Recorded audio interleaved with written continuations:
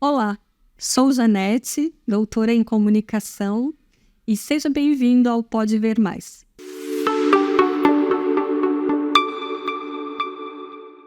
O objetivo desse podcast é falar sobre a pesquisa de doutorado desenvolvida entre os anos de 2020 e 2023 sobre o tema da violência contra a mulher, que é um problema cada vez mais frequente na sociedade brasileira. Nesse videocast vai ser falado como essa pesquisa ela foi desenvolvida, até sob o viés acadêmico e científico, para que seja uma ferramenta de busca para outros trabalhos nesse campo. Vamos conversar com especialistas da área do direito, da comunicação, linguística e da psicologia, que vão complementar todas essas análises que serão feitas neste podcast. No capítulo seguinte, trataremos das formas de violência existentes e principalmente para deixar mais claro sobre cada uma delas, que são violência psicológica, moral, sexual, física e patrimonial, além do feminicídio, que foi incluído com essa nomenclatura no Código Penal em 2015 no rol de crimes hediondos, justamente por se tratar de crime cometido por questão de gênero. Uma das descobertas da pesquisa é que os textos do G1 acerca da violência, nesse período, ou recorte, que é de 2006 a 2016, foram construídos utilizando recursos que seguem a prática do jornalismo sensacionalista. A importância de tratar do modo que a mídia expõe tais questões será o capítulo 3 desse podcast. No último capítulo, vamos abordar sobre o discurso de responsabilização da vítima, em vários registros da mídia em questão. Capítulo 1. Análise semiótico-discursiva nos estudos da violência contra a mulher.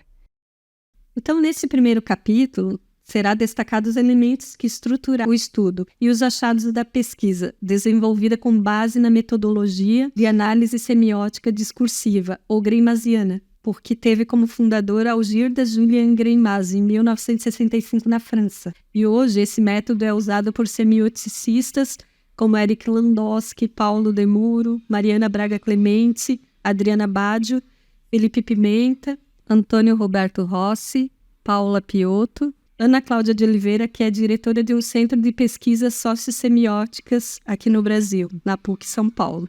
Vejamos mais sobre a metodologia com o semioticista e pesquisador Felipe Pimenta.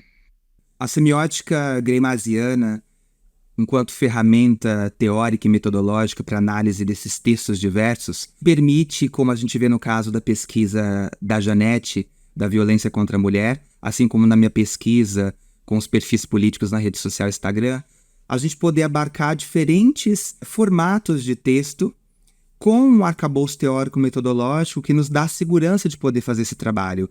No caso da Janete, ela faz uma análise dessas matérias do G1 que permite que seja identificado uma série de elementos, tanto figurativos, plásticos, quanto no próprio texto verbal, e que dão conta de trazer uma contribuição de entender para além daquilo que está imediato no texto, mas entender papéis temáticos, papéis actanciais, né? Onde essa mulher, a vítima da violência doméstica, é colocada dentro desse texto e contexto, onde o agressor é colocado, e tudo isso pode ser compreendido pela escolha das imagens que ilustram as matérias, também como os adjetivos que qualificam esse agressor, os adjetivos que qualificam essa vítima, o tempo verbal, o ritmo, a aspectualidade da descrição da ação, do crime, o desfecho do texto. Tudo isso dá um tom que pode colocar a vítima, agressor, em lugares diferentes.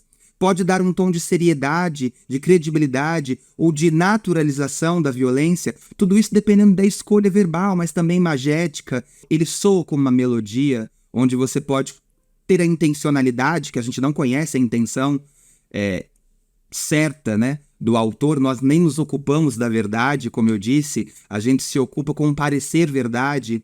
Então aquele texto que muitas vezes é um texto que era para ser um texto denúncia sobre a violência que a mulher sofreu, muitas vezes termina como um texto que cria um efeito de sentido de naturalização de só mais uma mulher assassinada, de só mais um caso de feminicídio. Tudo isso por conta das escolhas verbais, mas também das imagéticas e tantos outros elementos que o texto ali traz e que a semiótica é capaz de investigar e trazer à luz. A semiótica é uma teoria da significação que busca compreender os sentidos a construção dos sentidos em diferentes textos. E é importante ampliar os olhares para a própria concepção de texto, porque a gente entende texto como sendo somente o texto verbal, e a semiótica se ocupa também de outros textos e formas de discurso, né? A pintura, o desenho, a dança, a filmografia, a música, a melodia, a poesia, as artes plásticas. São diferentes formas de texto que abarcam um sentido e que, portanto, a semiótica está apta para poder investigá-los. E que é uma linguagem extremamente sincrética, porque une elementos de diferentes outras linguagens. E a metodologia e teoria semiótica gramsciana nos dá essa ferramenta de poder compreender essa linguagem, mesmo que bastante complexa.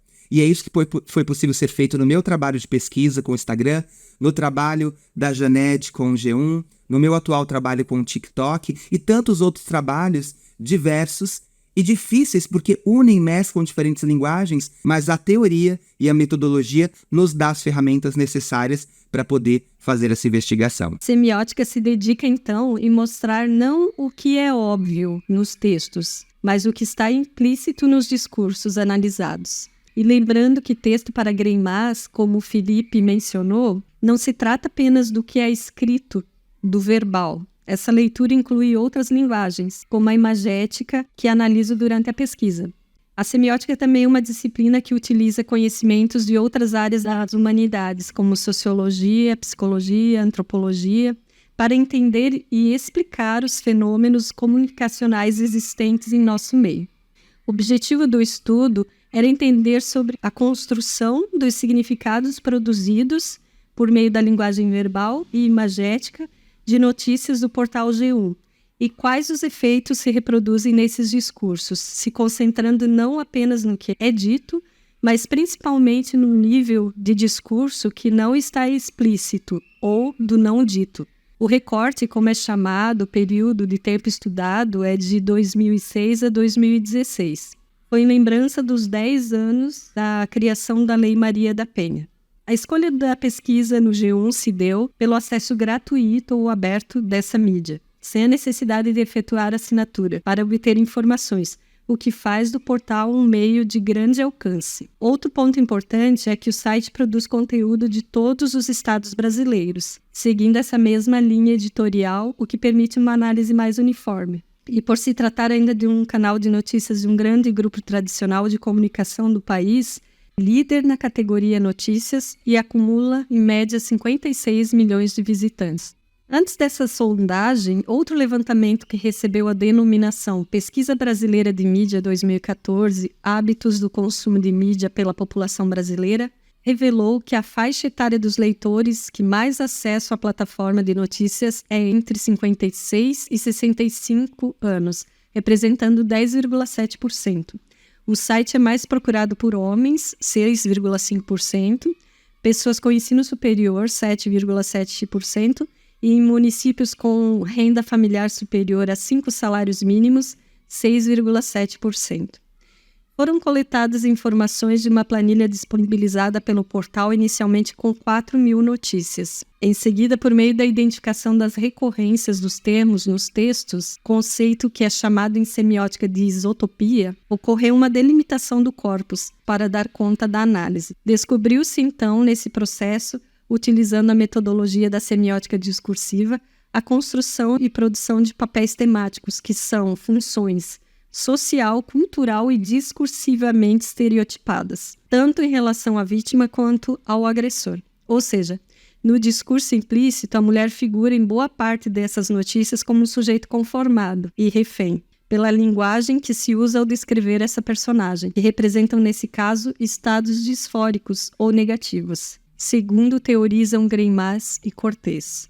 Já como pano de fundo referente às construções acerca do homem, nesse processo apontam para um sujeito dotado de bravura, que não tem medo, de negação, de inconformismo, ou seja, características que no mundo natural sexista são vistas como eufóricas, positivas, e no caso das mulheres reforça o padrão da mulher como sujeito frágil ou fraco.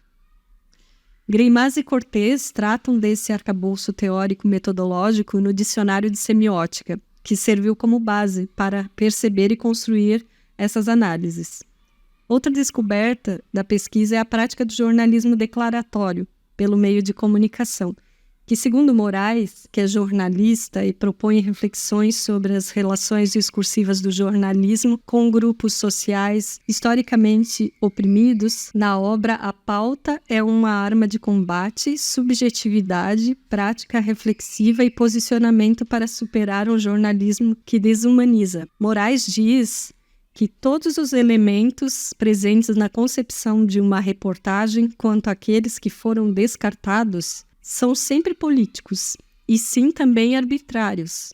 Toda pauta organiza e desorganiza visibilidade e invisibilidades. Toda pauta hierarquiza e deshierarquiza vozes e representações. Toda pauta estrutura e desestrutura discursos.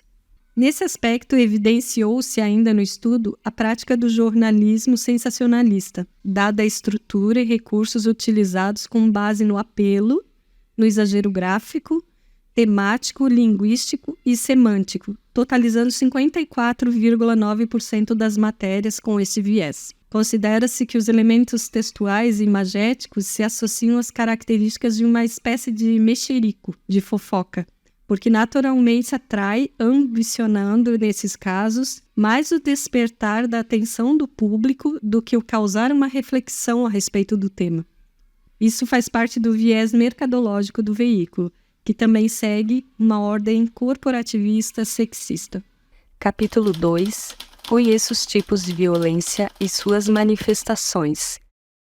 Neste segundo capítulo, para ficar um bate-papo mais dinâmico, vamos conversar com a advogada Cibele Galhardo, que há mais de 10 anos se dedica no combate à violência contra a mulher. Cibele, conte um pouco mais sobre sua trajetória. Muito obrigada, Janete, por essa incrível oportunidade de falar um pouco sobre esse tema, sobre a sua incrível pesquisa tão importante, sobre esse tema tão relevante. É um prazer enorme participar desse projeto com você. Como você mencionou, sou advogada, especialista em comunicação não violenta, especialista em mediação de conflitos.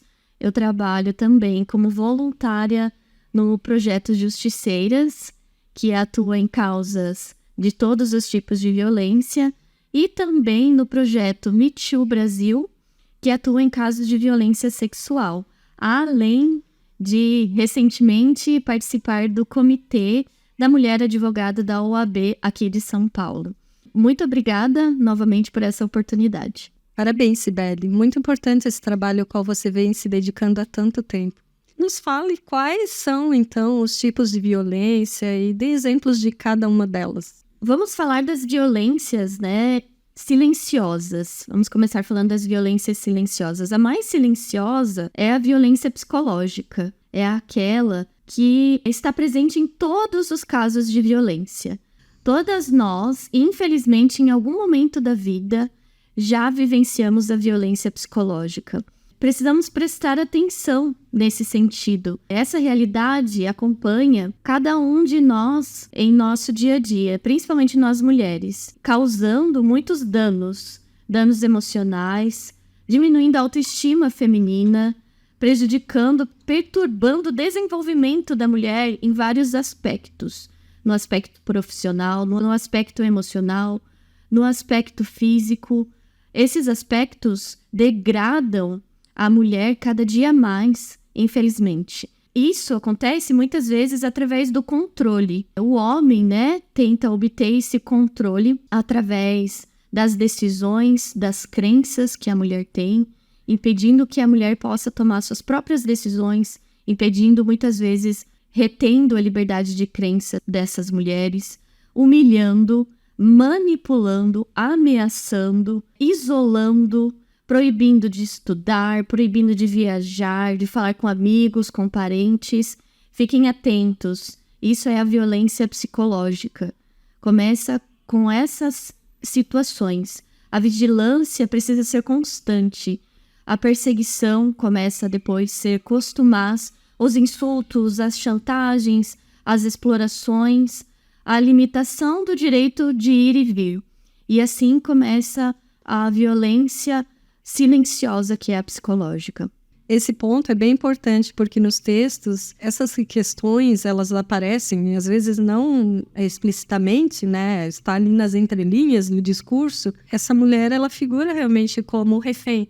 Às vezes são colocados esses termos, são usados, mas nem sempre são, mas estão aí, né? Nesse discurso que é implícito mesmo a respeito da violência. Exatamente. Essas questões para tirar a liberdade da mulher, até mesmo de se posicionar sobre esses comportamentos e para distorcer a crença e o poder que a mulher começa a ter por si mesma.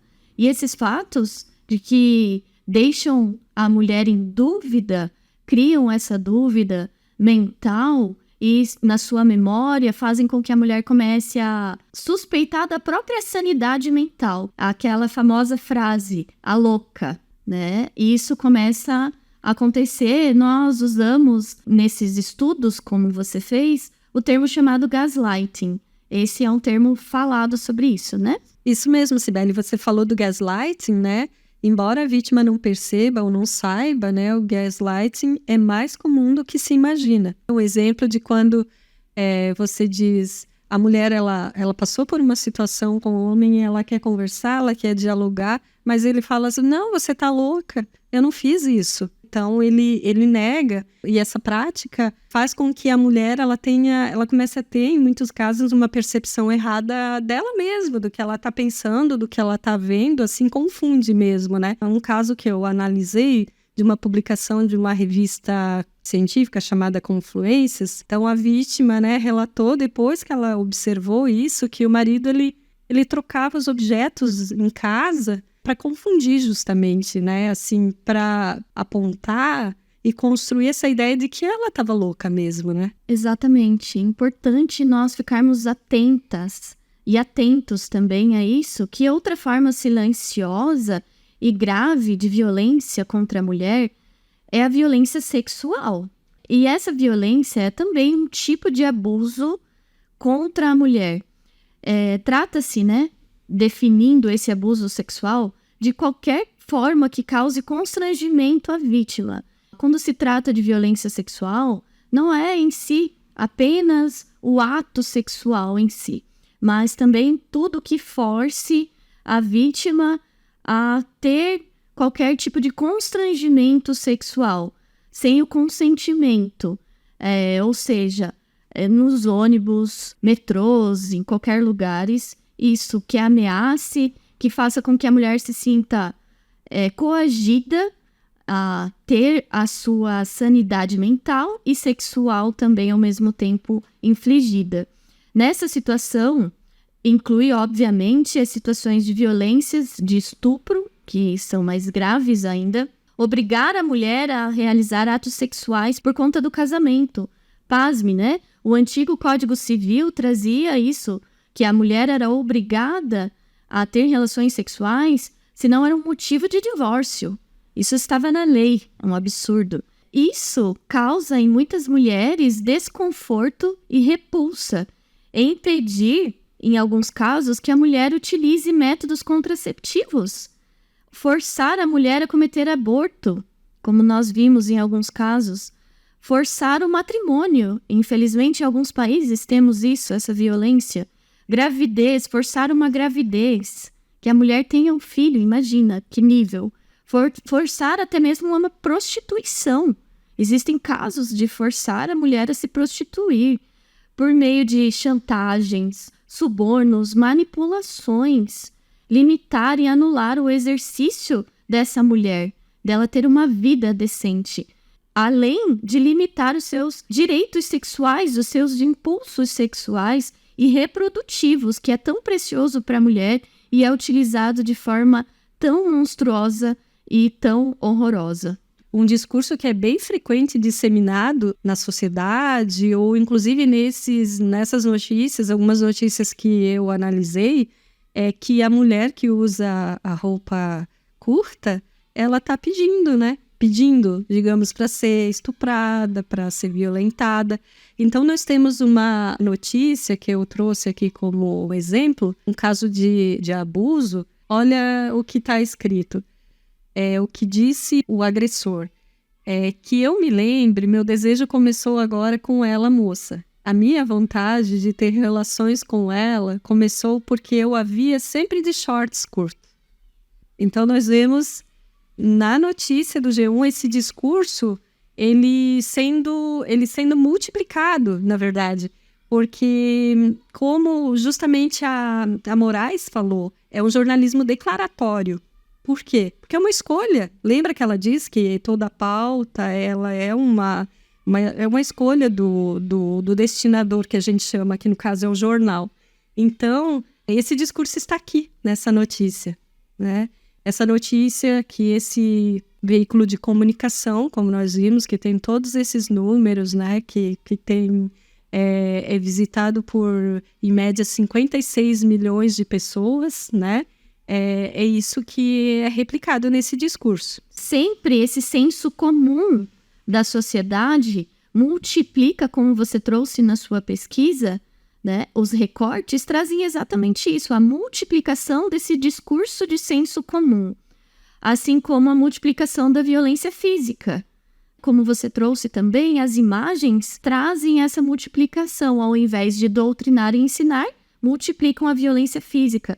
Esse tipo de violência física, ele compreende, para explicar, de acordo com o que o Instituto Maria da Penha traz para nós, é qualquer conduta, ok? Vamos ficar atentas a isso. Qualquer conduta que ofenda a integridade ou a saúde corporal da mulher. E alguns exemplos dessa violência física: o espancamento é uma mais grave, atirar objetos contra a mulher, sacudir aquela mulher, segurar pelo braço, apertar os seus braços, estrangular, o sufocamento, as lesões com objetos cortantes, perfurantes, ferimentos causados por queimaduras de cigarro, que nós temos casos, infelizmente, armas de fogo, armas brancas, né, as facas, torturas emocionais, todas essas formas de violências graves. Ao tratar dessa violência, que é a violência física, que é uma que os números de registros de queixas é um pouco maior, percebe-se que esses textos, em alguns momentos, né, trazemos a mulher como um objeto de domínio, um objeto de posse do homem. Como se fosse um carro, né? O homem, ele trata a mulher como um objeto qualquer, que ele adquiriu, que é dele, que é pertencente a ele. E aí ele passa a utilizar termos comuns, mas de uma forma machista. Vamos dizer assim, não declarado, mas é a minha mulher, é a posse, é a sua esposa, o que a sociedade comenta, a mulher dele. E continuam esses discursos disseminando na sociedade cada vez mais, que nos trazem a ideia que a mulher é dele, apenas dele, como posse. Como aponta um estudo no IPEA sobre o perfil dos agressores, né, e o Fórum de Segurança Pública também traz isso, que a mulher é vista realmente como uma propriedade, como se ele tivesse adquirido ela como propriedade. E o homem, como sendo propriedade dele, ele pode fazer o que quiser com essa mulher, com o corpo dessa mulher, com a mente e com o físico, que não representa a relação com a vítima. Ou seja, a vítima ela não tem direito nenhum, mas o homem tem todos os direitos de posse. Isso fica claro em todos os tipos de violência, e em especial na violência física e na violência sexual, principalmente pensando nessa noção de domínio, o domínio do homem, do patriarcado, infelizmente.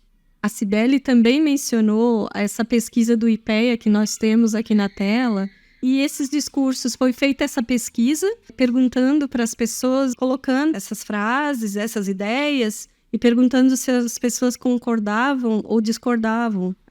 Então nós vemos ali, estamos falando agora justamente da violência sexual, e no primeiro item, né, mostra, a partir da pergunta que foi feita para os entrevistados, mulheres que usam roupas que mostram um corpo merecem ser atacadas?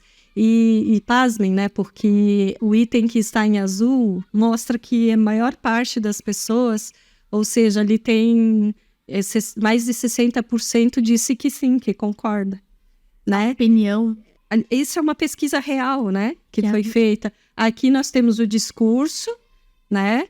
De que o homem disse que atacou a enteada porque ela estava com uma roupa curta.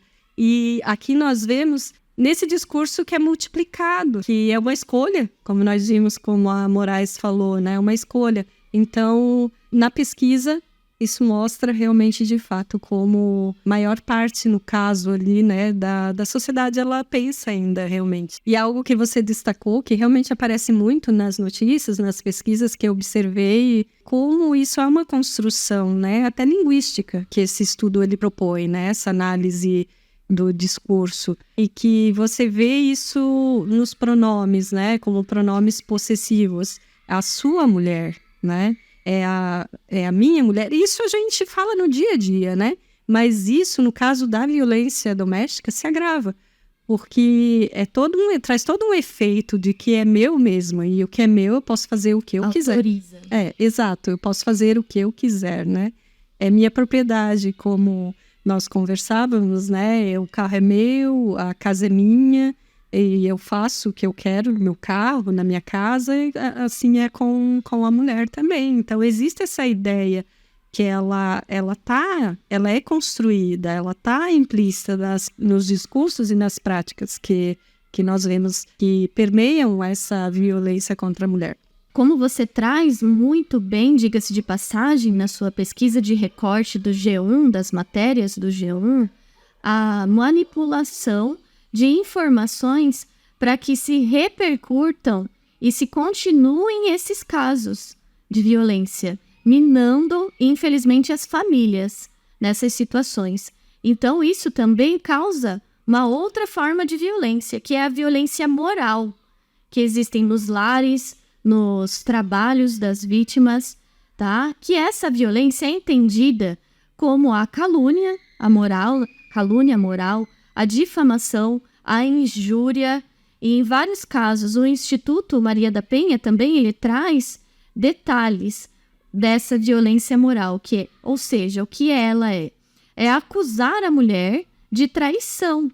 Em várias matérias suas explicam que a mulher, como se ela fosse realmente, né, só está sendo acusada, mas ela é colocada como a culpada. Emitir o juízo moral sobre a conduta, um juízo moral que vai prejudicar toda a vida dessa mulher. Fazer críticas mentirosas contra a vida dessa mulher, coisas que ela não fez. Expor a vida íntima. Hoje é muito comum, infelizmente, nas redes sociais, essa exposição da vida íntima da mulher. Isso é crime, inclusive. Rebaixar a mulher por meio de xingamentos, sejam os xingamentos presenciais ou sociais, também, né? É crime, pode ser considerado injúria. Incide sobre a índole e desvaloriza totalmente a mulher em seu modo geral. E principalmente, como você mencionou, do seu modo de vestir. Isso é muito grave. Sobre essa violência moral, então, que a Cibele estava comentando, nós trouxemos também essa notícia que foi pega no recorte, que foi analisado nessa pesquisa que foi feita de doutorado. Essa notícia ela mostra bem isso. Por exemplo, o título, que é o que mais chama atenção, na verdade, né? Quando você vê a notícia, a primeira coisa que você vê, o primeiro elemento ali é o título, né? Que é essa linguagem verbal. Então diz: homem é suspeito de agredir namorada por traição virtual em Minas Gerais. Ou seja, se a pessoa ela passa somente os olhos na notícia e ela não lê todo o conteúdo, qual que é a ideia que fica? A mulher, ela foi culpada por ter sido agredida, porque ele afirma no título que a namorada traiu, por isso ela foi agredida. E nós vemos mais abaixo, então, no texto verbal, que diz assim: homem é suspeito de ter agredido a namorada com socos na noite desta quarta-feira por ciúmes de uma possível traição. Então, ali já muda, né? Esse contexto um tanto que fica meio contraditório, porque no título, que é o que mais chama atenção, na verdade é uma escolha também, ter usado esses elementos textuais, ali afirma, ela traiu, então ela foi agredida por isso. Mas no texto, então, traz essa ideia de que uma possível traição, ou seja, não tinha-se a certeza, né? Mas a ideia está presente ali no título. E que reforça essa questão da violência. Isso é uma violência moral e não está dita nessa notícia. Olha, isso se trata de uma violência moral, não está dito isso. Então, por isso que é importante essa metodologia que faz essa análise aí mais profunda desse texto. Não somente do que está ali sendo mostrado explícito, mas assim, o que tem nessas entrelinhas, né, desse texto. E isso reforça realmente como... o próprio Landowski, né, um autor que foi muito utilizado nessa pesquisa, que foi base dessa pesquisa de doutorado, ele diz, né, que a mídia ela tem papel determinante nesse sentido, com esses discursos, disseminar, de reforçar esse padrão de violência. E isso trata-se, então, como a Cibele estava falando, explicou, né, quais são os aspectos da violência moral, trata-se, então, de uma calúnia, né? Isso mesmo. Que não está dita ali, mas é uma calúnia, né? Exatamente. Então, é uma violência moral por causa disso. Que as mídias do seu recorte mostram, em vários casos, esse é um dos exemplos, né? Exatamente. Outra forma de violência utilizada, silenciosa, é a violência patrimonial. Pasmem, pessoas que nos assistem. Hoje, quando estávamos vindo até esse local para gravarmos, encontramos uma mulher trabalhando como motorista de aplicativo e que nos confidenciou que, infelizmente, o marido, ex-marido agora, né, roubou o seu cartão para comprar as passagens para ir embora. Foi embora, comprou no cartão da mulher, que ela não usava esse cartão, deixava para uma emergência. E o ser humano utilizou esse cartão e endividou essa mulher com 15 mil reais. Que hoje, além de sustentar os filhos que ele deixou para trás, essa mulher precisa trabalhar para pagar essa dívida. Então, essa violência patrimonial, ela entende-se pela subtração, como nesse caso que nós citamos, a destruição parcial ou total de objetos da mulher, de roupas, de bolsas, de brincos. Eu não gosto disso, então eu vou destruir, como infelizmente acontece, instrumentos de trabalho da mulher que são destruídos, impedindo que essa mulher tenha autonomia financeira, documentos pessoais, cartões são quebrados, documentos são jogados fora, são escondidos, os bens dessa mulher, os direitos e os recursos econômicos dessa mulher são atingidos pelos agressores para que ela possa se tornar e continuar cada vez mais dependente financeiramente desse agressor, com o objetivo de que ela continue satisfazendo as vontades dele, satisfazendo as suas necessidades. E esses crimes, porque isso é um crime, a violência patrimonial, deixamos bem claro para o pessoal, é crime também, fazem parte dessa tipologia que estamos explicando. Controlar o dinheiro, deixar de pagar a pensão alimentícia é um dos crimes, destruição de documentos, o furto dos seus bens, nem que seja um brinco, é o seu brinco, é um furto, a extorsão ou dano causado, o estelionato, né, as mentiras, os enganos, privar a mulher dos seus bens, os valores e os recursos econômicos que a mulher muitas vezes adquire e é explorado pelo homem, como nesse caso, o cartão que foi usado para comprar as passagens para ir embora. Causar danos propositais aos objetos, como citamos, e alguns casos que eu já presenciei de homens atear fogo nas residências para que a mulher continue subjugada a esses abusos patrimoniais, físicos e psicológicos. Sabe que em muitas notícias que são analisadas, é quando a mulher ela quer se libertar dessa situação da violência e ela diz que não quer mais conviver com o marido, ele, antes de ir embora, ele coloca fogo na casa, né? Só que é interessante porque isso não é descrito, né, no jornal, que é um meio informativo que poderia ocupar esse espaço para explicar, olha, isso trata-se de uma violência patrimonial, né? Então, por isso que esse é um dos objetivos deste podcast, a gente está falando sobre isso, né? A gente está esclarecendo, porque muitas vezes as mulheres, elas sofrem violência, elas não sabem que é, né? Elas não sabem que se trata de uma violência. Então, é claro que nós precisamos ter bom senso, né, nesse sentido e observar se situações assim sempre acontecem. E se a resposta for sim, né, Sibeli, isso se trata de uma violência patrimonial também. E Landowski, né, ele fala nessa obra que foi muito utilizada, chamada Presenças do Outro, a obra, o livro de Landowski, ele fala, né, que a mídia ela é determinante nesse papel dessa construção desses discursos que levam à prática, e é a mesma coisa do shorts curto, que tem a ver, né, com a violência moral, com a violência sexual, que foi falado, né? E que a gente vê muito vigente esses discursos, ou da mulher que traiu, então justifica ela ser agredida, né? Essa é a ideia que está implícita aí nesses discursos. E então ele diz algo bem importante, assim, nessa obra, Presenças do Outro, que tais escolhas enunciativas que fixam um valor não podem ser vistas como inocentes.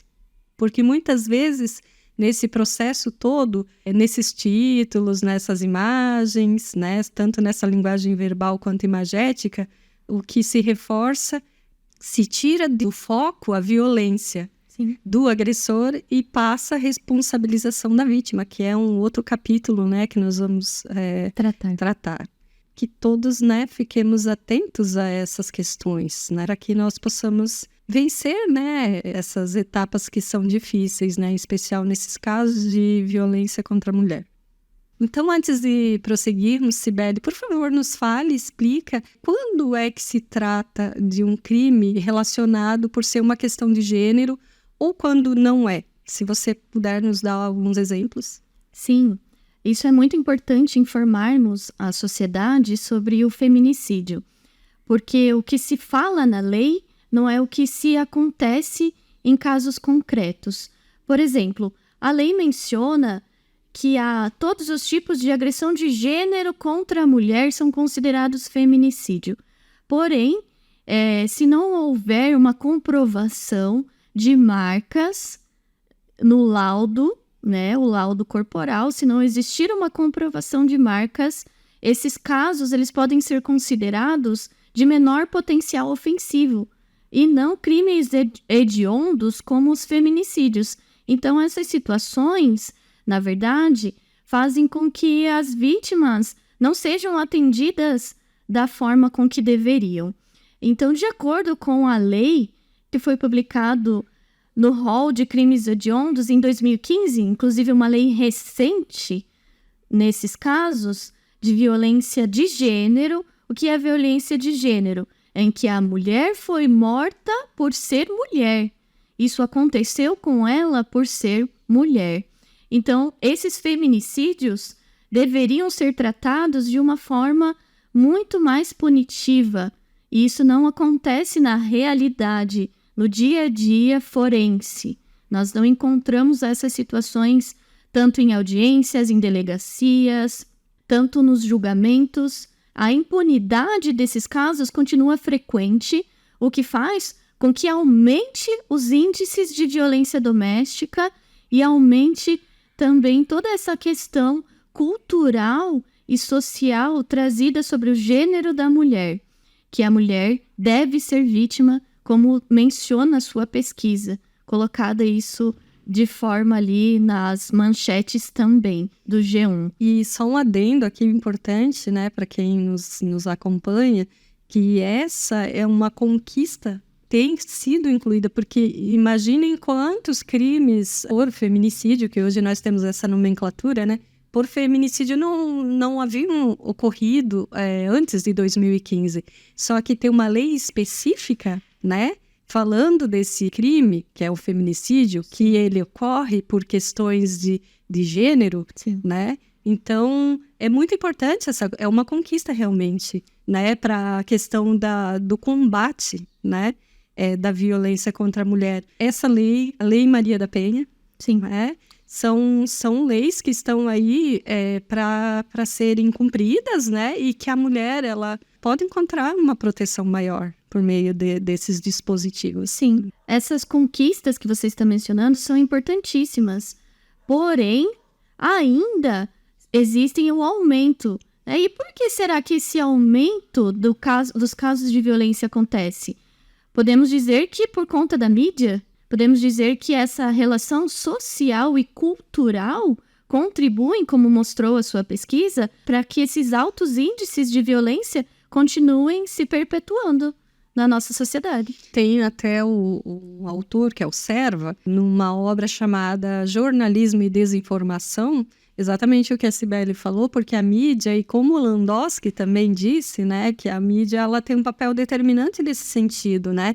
E então se pensa por que esse espaço que é tão acompanhado por tantas pessoas não tem uma utilização assim maior para realmente informar, né? E sim, a gente percebe nesse recorte que o destinador, como nós chamamos em semiótica, né, no caso o G1, opta por realmente multiplicar, né, reforçar essas ideias, né. Nas notícias essa análise ela fica bem clara, né.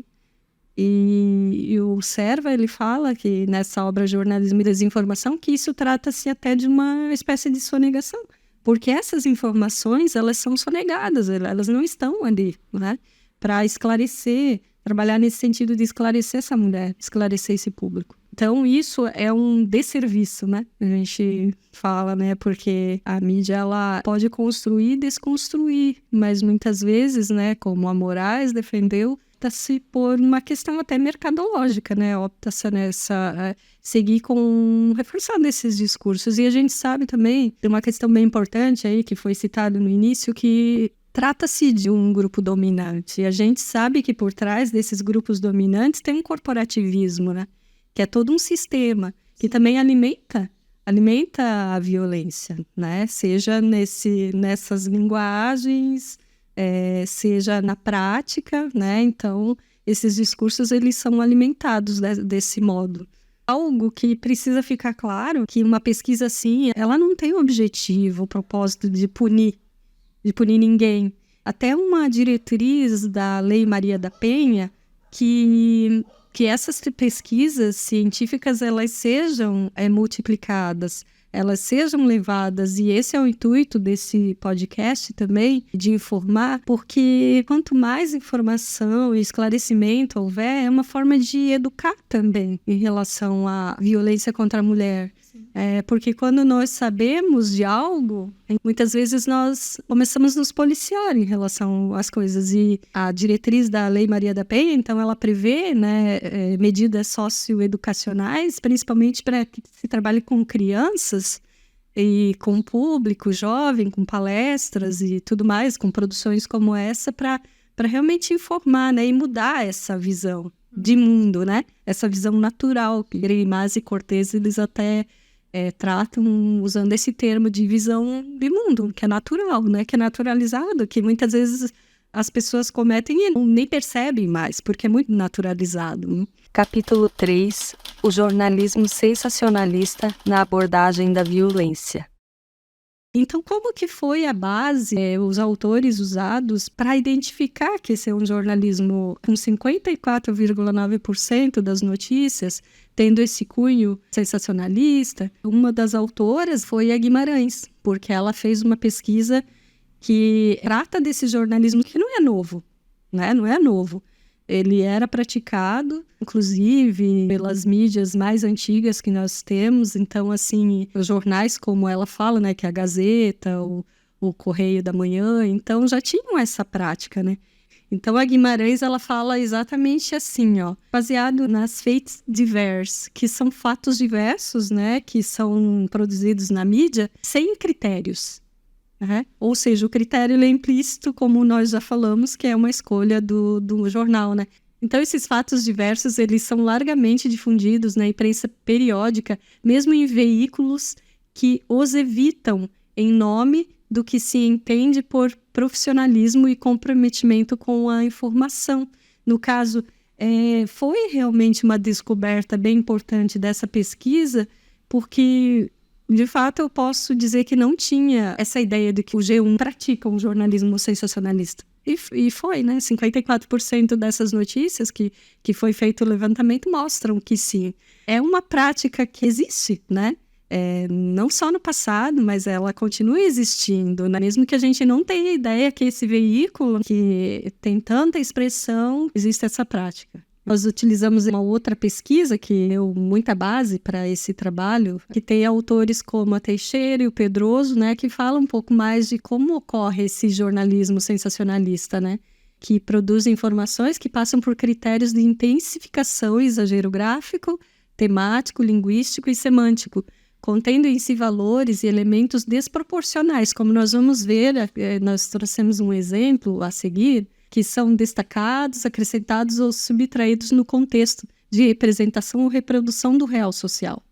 Conforme essa autora, então, a exposição da violência ela é repetida várias vezes, né? E combina com esse conceito de isotopia, que, em outras palavras, são recorrências desses termos, né? São essas repetições que existem nessas notícias. E muitas notícias, elas são muito parecidas, né? Embora diga respeito a pessoas diferentes, né? De estados, de localidades diferentes, mas esse é um padrão, se percebe. Então, como nós mencionamos anteriormente, este é um exemplo que nós trouxemos sobre essa notícia que foi construída, né, a partir desses critérios. E não que se busque, é importante ser dito, nós vamos construir a notícia assim. Que é uma prática, que é até naturalizada pelo jornal, né? Então, isso acontece, mas nós vemos aqui, tanto na imagem, né, que é a linguagem, nós chamamos isso de sincretismo, né, que é a união de duas linguagens, no caso, a linguagem verbal, o título lá, nós podemos ver, e ali o que chama atenção é a imagem da pedra com sangue, né? Tem todo um discurso por trás desse título, por exemplo, mulher nega beijo e é agredida por rapaz em Ribeirão Branco, diz polícia. Então, interessante observar que, da conta, parece que a mulher, ela negou o beijo. Então, com aquela ideia que nós já estávamos expondo, né, nos exemplos que nós demos, em todas essas falas, que ela é propriedade, como que ela nega um beijo, né? É o mesmo, assim, que tá aí esse discurso, né, de que ela não pode negar um beijo. Ou seja, também que justifica a agressão, porque ela negou. Ela não pode negar, ela não tem esse direito de negar por causa de toda essa construção que é sexista, né? Então, esse discurso está ali, bem... É muito implícito, mas a pesquisa, ela mostra isso, né? Então, tem o autor, que é Miklos, que a gente utilizou também, ele fala assim, sobre isso, que estas crenças enraizadas no imaginário social sobre o que é ser homem, que moldam as expectativas grupais, formatam narrativas e plasmam comportamentos que induzem um modelo machista, patriarcal e violento. E nós percebemos isso na notícia e como isso ocorre também, né, ao nosso redor. Ou não percebemos, né? Essa é uma questão muito importante das pesquisas, é ela mostrar o que não é visto, que está aqui, mas não é tão óbvio. É mostrar o que não se vê. Que é importante, para que a gente, então, vá se educando em relação a assuntos, né, a temas tão delicados, tão sensíveis como esse, para que eles possam realmente diminuir, ou seja, serem eliminados, né, do nosso meio, da nossa sociedade.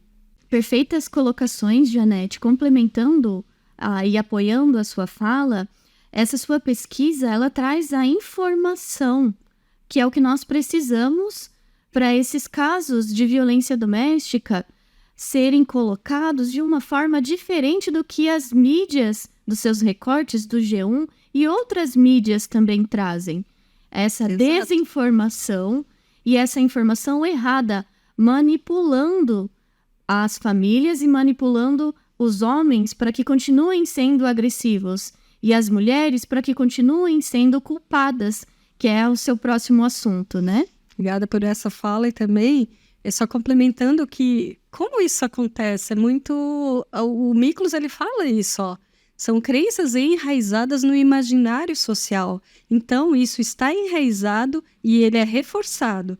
Então, a ideia que se tem é que está ok, né? E esse padrão, ele continua.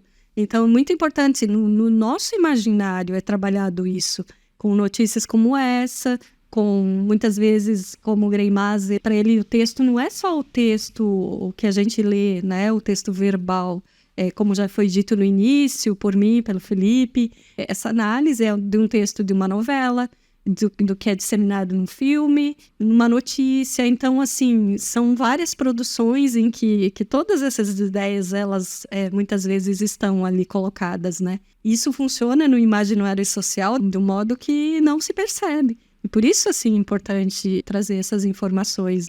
O Serva, ele falou ali de um jornalismo e desinformação. Então, a importância de trabalhos assim é mostrar o que realmente acontece, né? Se esse jornalismo, em alguns momentos, ele não informa como devia, então pesquisas como essa, ou produções como essa, são importantes. Capítulo 4. O discurso da responsabilização da vítima.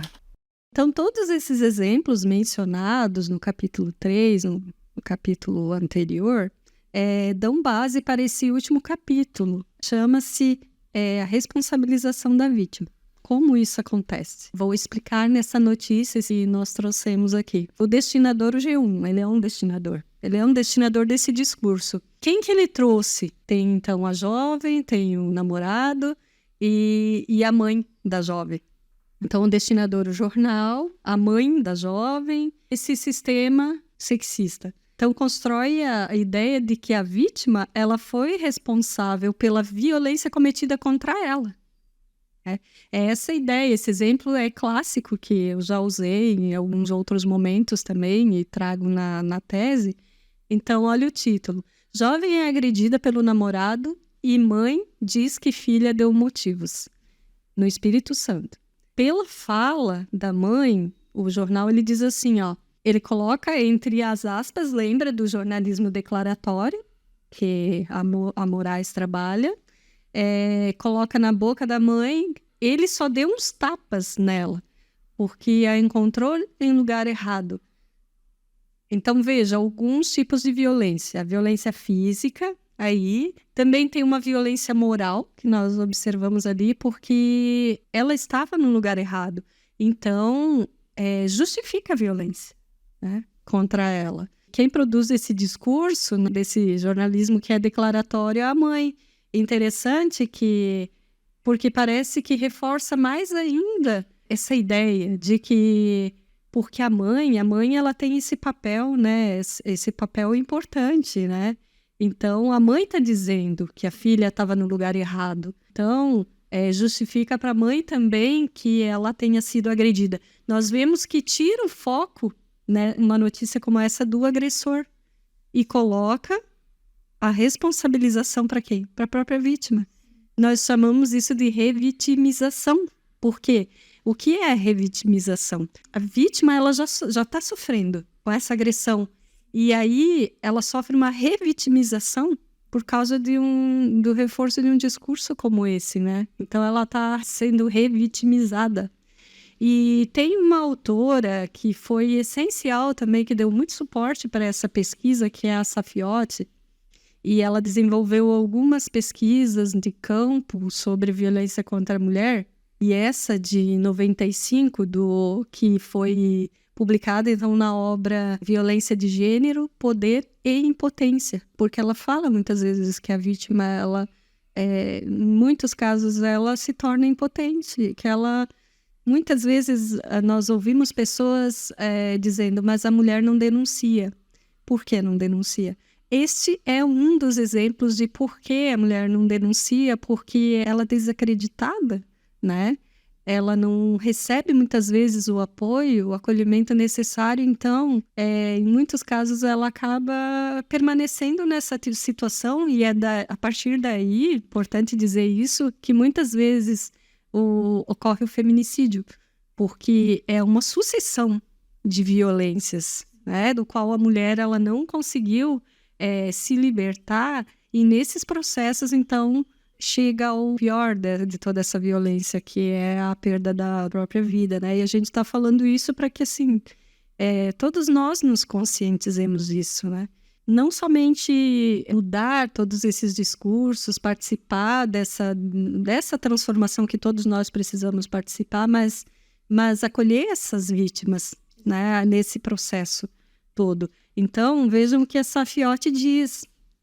Safiotti e Almeida, elas falaram, né, nessa obra tão importante, que embora essas condutas da agressão estejam tipificadas no Código Penal brasileiro, são extremamente toleradas pela sociedade, simplesmente por se tratar de violência cometida por homens. Ou seja, aqui a ideia de quem que foi de fato responsabilizada pela violência, a mulher, tirando o homem de foco. É isso que elas estão falando, né? As autoras estão falando. Então, elas dizem mais, né, que com relação à mulher, a sociedade revela muito menor ou nenhuma complacência. Isso está ali, ó, ela foi encontrada em lugar errado, então por isso que ela foi agredida, como se isso fosse uma justificativa da violência que ela sofreu. Então, elas dizem que isso equivale a dizer que o inimigo da mulher não é propriamente o homem, mas a organização social de gênero cotidianamente alimentada não apenas por homens, mas por mulheres. Quem é? No caso, a mãe da vítima, que foi colocada ali como um apoio, mas não a filha que sofreu violência, mas sim em relação a um apoio em relação a essa violência mesmo sofrida, né? Nós vemos, né, como a própria Cibele, ela me ensinou sobre isso também, quando eu estava desenvolvendo esse trabalho, sobre o machismo inverso, né, Cibele?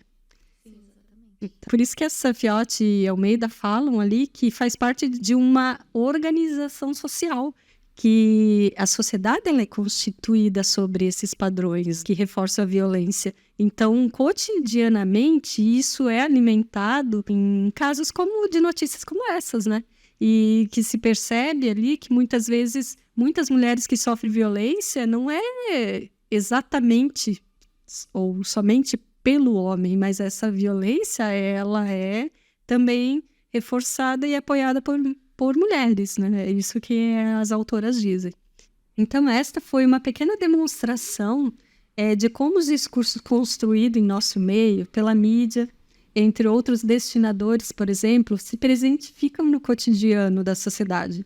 O intuito do trabalho, que pode ser lido de modo mais detalhado no livro Violência contra a Mulher, uma análise semiótica discursiva de notícias do G1, desse recorte de 2006 a 2016, é educar, chamar a atenção para que cada um de nós possa estar atento a esses acontecimentos, que passam muitas vezes despercebidos, porque já está muito naturalizado, cultural e socialmente. Existem vários graus de machismo, dos mais sutis, por exemplo, as piadas que nós ouvimos, como mulher no volante, perigo constante, aos mais graves. A violência, então, o feminicídio, que seriam esses os mais graves, né? Essa violência física que muitas vezes leva a mulher à morte. Somente quando se observa tais problemas é que eles podem ser reduzidos ou eliminados, né? Que é um sonho de nós, né? Todas nós mulheres, né? Podermos viver numa sociedade mais igualitária, com mais paz, e sendo respeitadas como indivíduos e seres humanos. Então, fica um convite para que observemos com maior atenção o que acontece ao nosso redor, nas práticas discursivas de um filme, uma novela, um texto do jornal, ou até mesmo nas agressões que nós presenciamos ao nosso redor. E que sejamos prontos, mais prontos, né, para acolhermos e estendermos as mãos para essas vítimas, para que elas possam sair dessa condição. Tchau e até a próxima. Obrigada, pessoal, pela audiência, agradecemos e reforço o convite da Janete para que possamos ajudar outras pessoas com essa informação e acompanhem mais informações sobre esse assunto nos nossos próximos episódios. Até mais, tchau, tchau!